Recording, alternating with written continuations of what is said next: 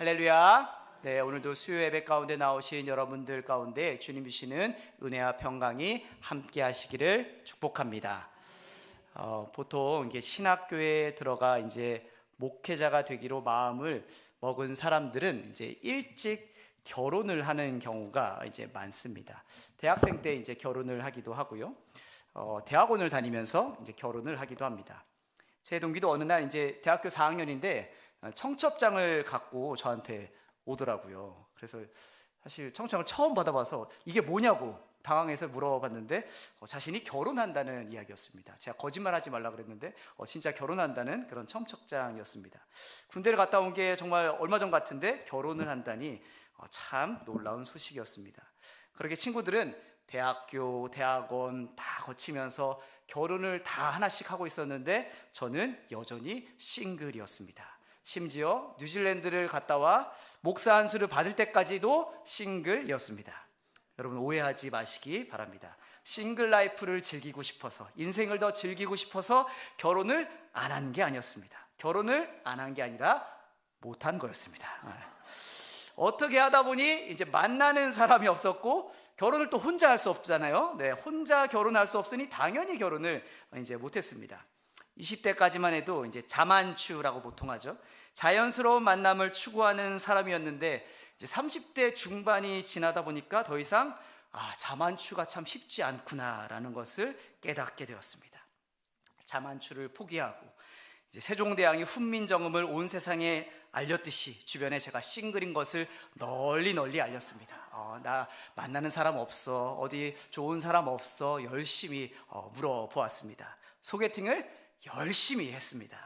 하루에 2탕을 뛰어본 적도 있고 정말 심한 날은 3탕도 뛰어본 적이 있습니다. 굉장히 부지런해야 할 수 있는 겁니다, 여러분. 부지런한 사람이 또 3탕 뛸 수 있어요. 근데 어느 날은 소개를 받아 나간 자리였는데 나오신 분도 딱 얼굴 보니까 이미 한번 만나고 오신 그런 딱 분이었어요. 딱 얼굴이 굉장히 피곤해 보이시는 그런 얼굴이었습니다. 그래서 보통은 소개팅 자리에서 헤어질 때 보통 조심히 들어가세요. 네, 오늘 너무 즐거웠습니다. 또 연락드리겠습니다. 이렇게 인사를 해야 되는데 그날은 헤어질 때 저도 모르게 그냥 수고하셨습니다 라고 이렇게 인사를 제가 정말 실수를 했습니다. 근데 무의식적으로 저도 그렇게 얘기했는데 상대방도 듣더니 네, 수고하셨습니다. 상대방도 동일하게 저한테 수고하셨습니다 라고 하면서 인사를 건넸던 적이 있었습니다. 그런 저에게 정말이지 하나님의 은혜로 늦은 나이에 지금의 이제 사모를 소개받아서 38살에 결혼을 했습니다. 네, 이 반응은 뭐죠? 네, 이 반응은 새로운 반응이네요. 네, 사모와 이제 연애를 하면서 사실 알게 된 사실이 있는데 이제 사모의 동생들이 이제 교회를 다니지 않는다는 사실을 알게 됐습니다. 이제 동생들이 이제 처남 처제가 이제 어릴 적엔 교회도 잘 다니고 교회 학교도 잘 출석해서 이제 했는데 성인이 돼서 뭐 몇 가지 좀 사건을 겪으면서 이제 긴 방학 속에 이제 들어갔다는 사실을 알게 되었습니다. 그래서 결혼하고 나서 제 마음에 이제 처제와 처남이 큰 사실 기도 제목이었습니다. 왜냐하면 여러분 한번 생각을 해보세요. 장인어른 장모님이 이제 목사 사위를 얻었는데 그래도 처제랑 처남이 하나님께로 돌아와야 되지 않겠습니까? 그런 기대가 있으시지 않겠습니까? 제 마음에 그런 생각을 참 많이 했습니다. 그래서 생활할 때마다 이제 하나님께 기도했습니다. 하나님, 저 체면 좀 세워주세요. 그래도 제가 명색이 목사인데 우리 장인어른 장모님이 목사 사위 얻은 덕에 처제 처남이 다시 교회에 다니게 됐다라는 말을 좀 들어야 되지 않겠습니까? 라고 이제 기도하곤 했습니다. 그리고 또 이렇게 기도했어요. 처제와 처남이 다시 교회가 다니게 되는 게 제 참에만 세워지는 게 아니잖아요. 하나님께도 영광이 되는 게 아니겠습니까? 라고 하면서 하나님께 이제 기도를 했습니다. 그런 기도가 있었는데 드디어 이번 4.19 해피데이 때 처제가 주일에 우리 교회에 왔습니다. 네, 감사합니다.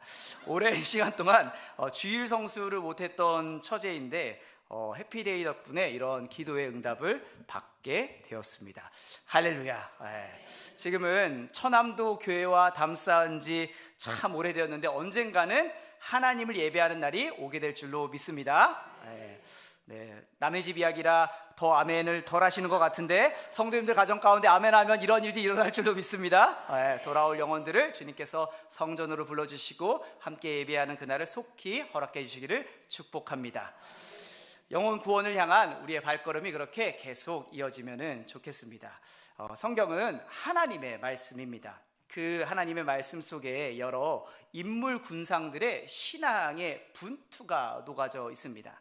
그들의 삶 속에 다가오는 도전들을 향해서 그들은 이제 부르짖음을 했었고 또 눈물이 있는 기도를 드리곤 했습니다. 특별히 성경에는 하나님 앞에서 갈급히 기도했던 인물들의 기도가 곳곳에서 소개가 됩니다. 사무엘상 1장 11절 말씀입니다. 제가 한번 읽어드리겠습니다. 서원하 이르되 만군의 여호와여, 만일 주의 여종의 고통을 돌보시고 나를 기억하사 주의 여종을 잊지 아니하시고 주의 여종에게 아들을 주시면 내가 그의 평생에 그를 여호와께 드리고 삭도를 그의 머리에 대지 아니하겠나이다. 아멘. 여러분, 누구의 기도죠? 한나의 기도입니다. 이처럼 성경이 특정한 인물들의 기도를 소개하고 지금에게 우리까지 전해지는 이유가 무엇일까요? 하나님이 기도를 들으신다는 것을 우리에게 알려주기 위함입니다. 하나님이 기도를 들으시고 응답하시며 기도를 통해 새 일을 행해 주신다는 것을 우리에게 일깨워 주기 위함입니다. 하나님 앞에 나와 기도하실 때 그 믿음 가지고 주님 앞에 간구하며 나아가실 수 있는 저와 여러분이 되기를 축복합니다. 하나님이 나의 아버지 되시고 그분이 내 기도를 듣고 계심을 믿음으로 담대히 기도의 자리로 나아가실 수 있기를 축복합니다. 우리 함께 오늘 본문의 말씀 15절 16절 말씀을 같이 한번 읽어보겠습니다. 이로 말미암아 주 예수 안에서 너희 믿음과 모든 성도를 향한 사랑을 나도 듣고 내가 기도할 때에 기억하며 너희로 말미암아 감사하기를 그치지 아니하고. 아멘. 오늘 말씀은 에베소 교인들을 향한 바울의 기도입니다. 바울의 상태는 지금 로마 감옥에 있는 상황입니다. 사실 좋은 상황은 아닙니다. 낙담하려면 얼마든지 낙담할 수 있는 상황입니다. 그러나 바울은 낙담하지 않았습니다. 바울은 기도했습니다. 성령이 그의 구원에 보증이 되어 주셔서 어려운 상황 가운데서도 에베소 교회를 위해 에베소 성도들이 인도하실 것을 믿었기 때문에 그는 기도할 수 있었습니다. 본문을 통해 세 가지로 함께 은혜 나누도록 하겠습니다. 첫 번째로는 우리는 하나님을 알아야 합니다. 우리 함께 17절 말씀을 같이 한번 읽어보겠습니다. 우리 주 예수 그리스도의 하나님 영광의 아버지께서 지혜와 계시의 영을 너희에게 주사 하나님을 알게 하시고. 아멘. 사도 바울의 편지를 받는 사람들은 에베소 성도들이었습니다. 그들은 불신자들이 아니고 믿는 사람들, 신자들이었습니다. 예수님을 믿는 사람들이었습니다. 그러니 일반적으로 생각해보면 당연히 하나님을 아는 자들일 것입니다. 그런데 17절에 보면은 바울은 하나님을 알게 하시고 라고 이렇게 기도하고 있습니다. 성도들이 지혜와 계시의 영을 받아 하나님을 알게 해주세요 라고 기도합니다. 그들의 믿음이 부족해서 이런 기도를 드렸던 걸까요? 아닙니다. 하나님께서는 단 한 번 알고 끝날 뿐이 아니기 때문에 이렇게 기도했던 것입니다. 하나님, 우리가 단 한 번에 알 수 있는 분이 아닙니다. 우리 일생을 통해 끝없이 알아가고 배워가고 경험하며 체험해야 하는 분이 바로 우리 하나님입니다. 왜 그렇죠? 일생을 통해서 왜 그렇죠? 우리는 본질상 하나님을 알지 못하는 자들이기 때문입니다. 그렇기 때문에 계속적으로 하나님을 알기에 힘써야 합니다. 가만히 있으면 자연스럽게 예전에 죄된 습성으로 돌아가는 것이 바로 인간의 모습입니다. 그것이 성경이 우리에게 증언하는 바입니다. 가끔 이렇게 초신자분들과 대화를 하다 보면 기도 시간이 너무 길다라는 얘기를 종종 듣곤 합니다. 몇 마디 하면 기도할 게 바닥이 나는데 그 긴 시간 무엇을 위해서 기도해야 할지 모른다고 말씀하시고도 합니다. 난 별로 할 말이 없는데 기도를 열심히 하는 분들은 어떻게 저렇게 길게 말을 할 수 있을까라고 의아하다고 이야기합니다. 여러분, 왜 할 말이 없을까요? 하나님을 모르니까, 하나님을 잘 알지 못하니까 기도를 오래 할 수 없는 것입니다. 여러분의 친구나 지인들을 생각해 볼 때 여러분이 그 사람을 잘 알고 친하면 더 오래 대화도 나누고 더 시간도 오래 보낼 수 있지 않습니까? 그런데 그렇지 못한 사람들도 물론 있습니다. 처음 만나는 사람, 잘 모르는 사람, 그런 사람들하고 있으면 시간을 길게 보낼 수 있을까요? 그 긴 시간이 오히려 부담스럽고 참 힘들게 느껴집니다. 할 말이 없기 때문입니다. 무엇을 말해야 될지, 어떤 주제로 얘기를 해야 될지 참 난감합니다. 기도도 마찬가지입니다. 하나님을 알지 못하면 기도도 오래 할 수 없습니다. 하나님을 알아야 그분과 가까워져야 많은 대화도 나눌 수 있고 그분의 마음도 우리가 알 수 있습니다. 고린도전서 1장 21절에 이런 말씀이 있습니다. 이 세상이 자기 지혜로 하나님을 알지 못함으로 라는 말씀이 있습니다. 사람들은 종종 더 많이 배워야 하나님을 알 수 있다라고 그렇게 오해합니다. 그래서 과학을 통해서, 고고학적 지식을 통해서, 철학을 통해서 이제 신의 존재를, 하나님의 존재를 증명해 보고자 노력하고도 합니다. 근데 만약 배운 사람들이 하나님을 더 잘 아는 사람들이라면은 교회는 박사님들만 가득할 것입니다. 교회 안에 서로 인사할 때 집사님 안녕하세요, 권사님 안녕하세요, 장로님 안녕하세요 이렇게 하는 게 아니에요. 아이고 이 박사님, 우리 안중에 사시는 이 박사님 오셨어요. 아이고 저 청북 사시는 최 박사님, 아이고 저 우리 포승 사시는 김 박사님 오셨어요 라고 이렇게 인사해야 할 것입니다. 근데 여러분, 교회가 그렇습니까? 그렇지 않죠. 많이 배운 분도 있지만 적게 배운 분들도 있습니다. 학력으로, 배움으로 하나님을 아는 것이 아니기 때문입니다. 그렇다면 어떻게 하나님을 알 수 있을까요? 바로 17절 말씀처럼 지혜와 계시의 영, 즉 성령을 통해서 우리는 하나님을 알 수 있습니다. 성령의 도우심이 있어야 영이신 하나님을 아는 지식에 우리는 닿을 수 있는 것입니다. 성령 하나님이 도와주셔야 예수님이 그리스도임을, 예수님이 주님임을 깨달아지는 줄로 믿습니다. 성령을 통하지 않고서는 하나님을 아는 지식에 이를 수 없습니다. 우리를 인도하여 하나님을 아는 지식을 갖게 하는 것은 성령 하나님께 속해 있는 능력입니다. 예수님이 니고데모에게 이렇게 말씀하셨습니다. 요한복음 3장 5절 말씀입니다. 예수께서 대답하시되 진실로 진실로 내게 이르노니 사람이 물과 성령으로 나지 아니하면 하나님의 나라에 들어갈 수 없느니라. 아멘. 성령으로 거듭날 때 우리가 하나님을 더 깊이, 더 많이 알게 되는 줄로 믿습니다. 성령이 아니고서는 하나님을 아는 온전한 지식에 이를 수가 없습니다. 잠시 알았을지 몰라도 성령 하나님의 도우심이 아니고선 그것은 일시적이고 제한적인 지식에 불과합니다. 그러므로 사랑하는 성도 여러분, 지혜와 계시의 영을 통해 하나님을 온전히 알아가는 데 힘쓰시기를 축복합니다. 성령의 도우심을 구하며 날마다 그분을 깊이 만나고 경험하고 체험하는 은혜가 있기를 축복합니다. 특별히 예배하는 이 시간 하나님께서 지혜와 계시의 영으로 이 자리 가운데 함께 하사 예수 그리스도가 주님임을 깨달아지는 은혜가 있기를 축복합니다. 두 번째는 부르심의 소망을 알아야 합니다. 우리 함께 에베소서 1장 18절 말씀을 같이 한번 읽어보겠습니다. 너희 마음의 눈을 밝히사 그의 부르심의 소망이 무엇이며 성도 안에서 그 기업의 영광의 풍성함이 무엇이며.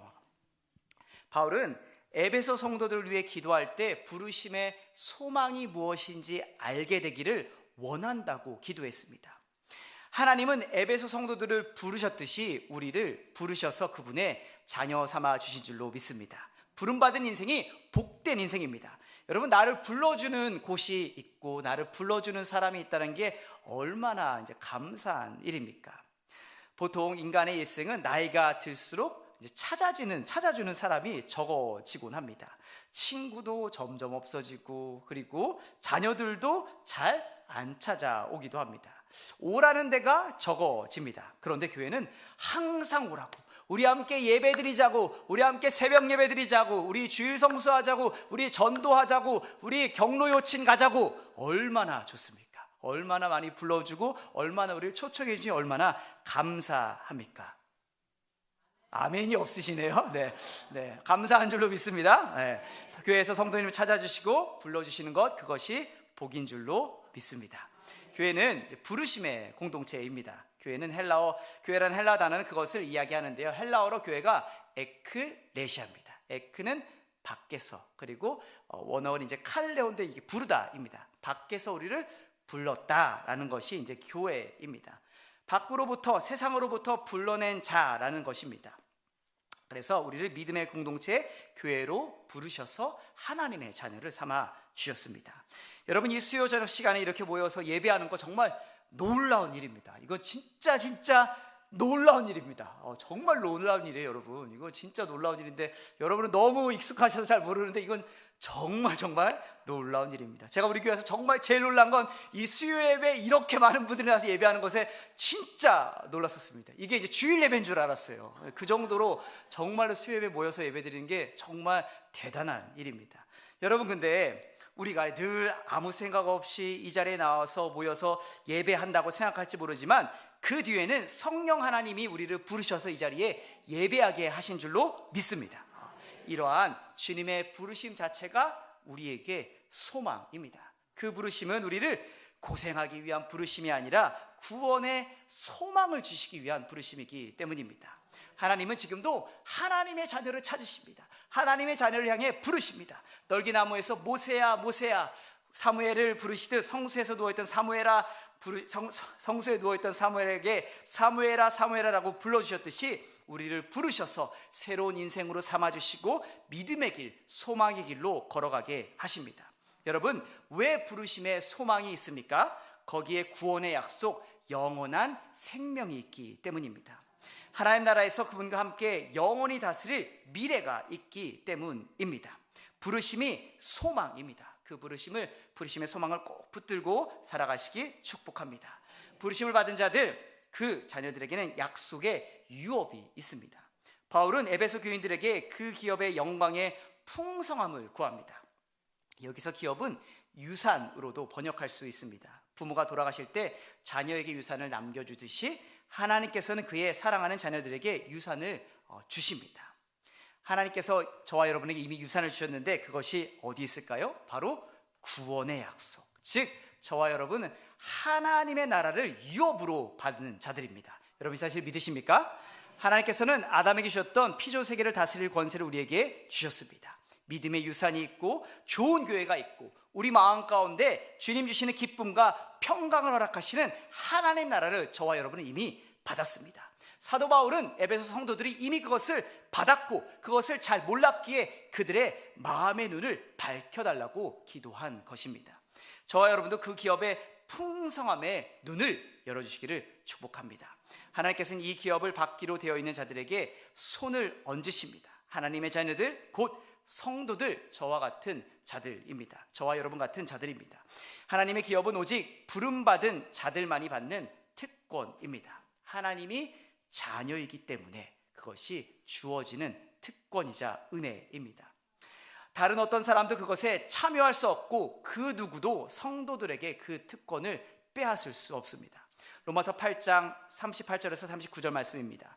내가 확신하노니 사망이나 생명이나 천사들이나 권세자들이나 현재일이나 장래일이나 능력이라 높음이나 깊음이나 다른 어떤 피조물이라도 우리를 우리 주 그리스도 예수 안에 있는 하나님의 사랑에서 끊을 수 없으리라. 아멘. 여러분이 하나님의 성도임을, 하나님의 자녀임을 확신하십니까? 그렇다면 말씀과 기도에 가까이 함으로 영적인 세계의 눈이 열려 그 기업의 풍성함을 누리며 살아가시기를 축복합니다.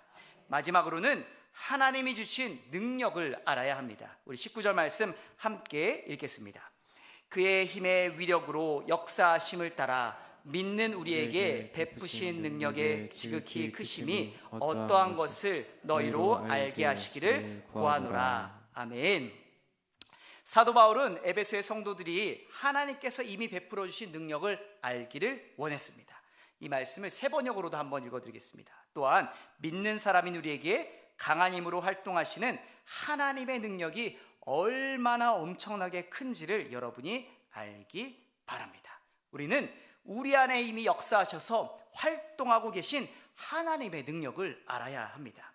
우리 때때로 우리 자신을 생각할 때 내 모습은 참 부족해서 주님의 영광이 되지는 못할 것 같아라는 그런 생각을 할 때가 있습니다. 나 같은 사람이 정말 하나님 맡겨주신 일을 잘 감당할 수 있을까라는 생각이 들 때도 있습니다. 또는 내가 점점 나이가 들어가는데 몸에 힘이 빠져가는데 내 안에 무슨 하나님의 능력이 있어 라는 생각이 들 때도 있습니다. 또는 내가 세상 일에 너무 빠져서 살아가는데 무슨 하나님의 능력을 드러낼 수 있겠어 라고 생각을 합니다. 교활한 마귀는 그처럼 언제나 우리에게 우는 사자처럼 너는 할 수 없어, 너는 안 돼 라고 그렇게 속삭입니다. 우리의 연약함을 들추어내려고 합니다. 사망과 죽음의 권세를 가지고 우리를 짓누르려고 합니다. 그럴 때 우리가 기억할 것이 있습니다. 우리 가운데 역사하시는 하나님은 지금도 우리를 지키시고 계시고 다가올 그분의 영광을 위해 우리를 완전하게 준비시키실 것이라는 것입니다. 그런 일을 이루실 수 있는 것, 그것은 사실 우리가 할 수 있는 일이 아닙니다. 하나님이 하십니다. 하나님 우리의 삶을 붙잡고 계시고 우리의 삶을 이끄셔서 하나님의 자녀로, 온전케 된 자녀로 우리의 삶을 빚어 가시는 줄로 믿습니다. 왜냐하면 그분은 불가능이 없는 능력의 하나님이시기 때문입니다. 우리 함께 20절에서부터 22절의 말씀을 같이 한번 읽어보겠습니다. 그의 능력이 그리스도 안에서 역사하사 죽은 자 가운데서 살리시고 하늘에서 자기의 오른편에 앉히사 모든 통치와 권세와 능력과 주권과 이 세상뿐 아니라 오는 세상에 일컫는 모든 이름 위에 뛰어나게 하시고 또 만물을 그의 발 아래 복종하게 하시고 그를 만물 위의 교회의 머리로 삼으셨느니라. 아멘. 하나님은 우리가 예수를 죽은 자 가운데서 살리시고 그를 하나님의 우편에 앉으신 능력을 알기 원하십니다. 모든 정사와 권세와 주권을 예수님께 복종시키고 예수를 교회의 머리로 삼으신 능력을 알기를 원하십니다. 사망 권세를 이기신 그 부활의 능력을 우리가 깨닫기를 원하십니다.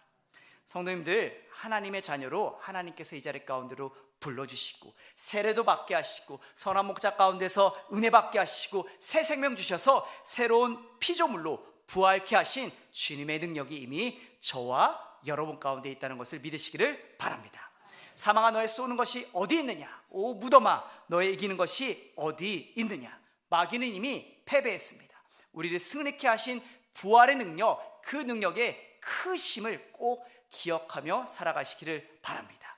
우리 가운데 착한 일을 시작하신 주님께서 그리스도 예수의 날까지 반드시 이루시게 하실 것입니다. 여러분, 에베소는 소아시아에서 아주